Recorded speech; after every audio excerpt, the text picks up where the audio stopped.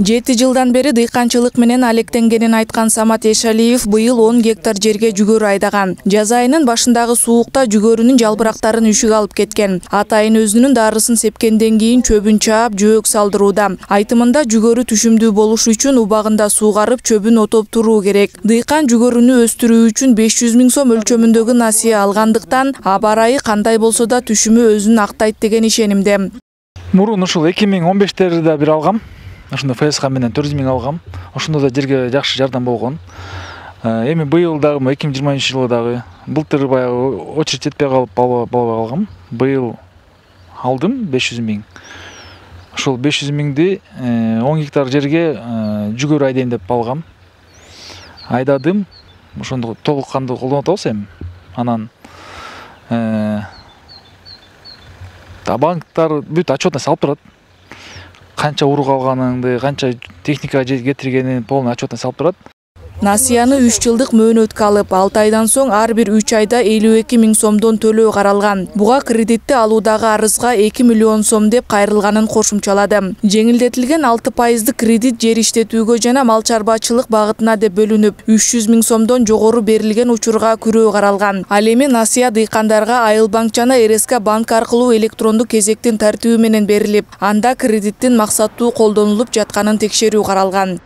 Жалпы жолунан 2 категория жана 2 банк боюнча 5011 насыя берилди.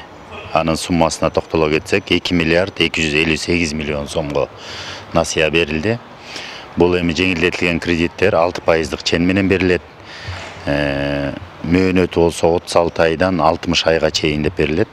Бүгүнкү күнгө карата айыл чарбасын каржылоо 11 долбоору аркылуу 738 дыйкан Айыл банктан жер иштетүүгө 311 миллион сом өлчөмүндөгү насыя алса, банкка бөлүнгөн каражаттын 726,8 миллион сому 1528 дыйканга берилген. Аталган долбоорду РСК банк 11 жылы катышып жатат. Быйылкы жылы март айында старт алды. РСК банктын жалпы бюджети 1 миллиард 650 миллион сомду түздү. Анын ичинен бүгүнкү күндө 1 миллиард 262 миллион сомго фермерлер каржыланды. Бул 2848 клиентти түшөт. 1 миллиард 262 миллиондун 1 миллиард 34 миллион сому бул мал чарбачылыкка жумшалды. Калган бөлүгү жер иштетүүгө жумшалды. Негизинен алганда бизде бөлүнгөн суммага арыздар толугу менен алынып бүткөн мал чарбачылык жаатында. Ал эми жер иштетүү багыты боюнча арыз да кабыл алып атабыз.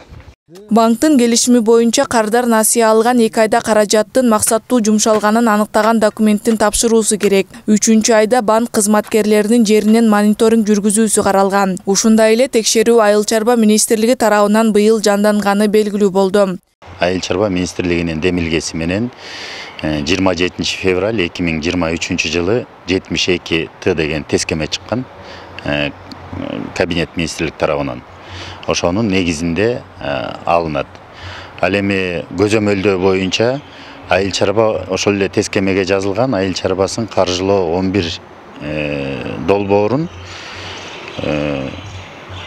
ушул жылдын июль айына чейин, то есть азыр 10-чу долбоорду ушул жылдын июль айына чейин атайын жумушчу топ түзүлгөн.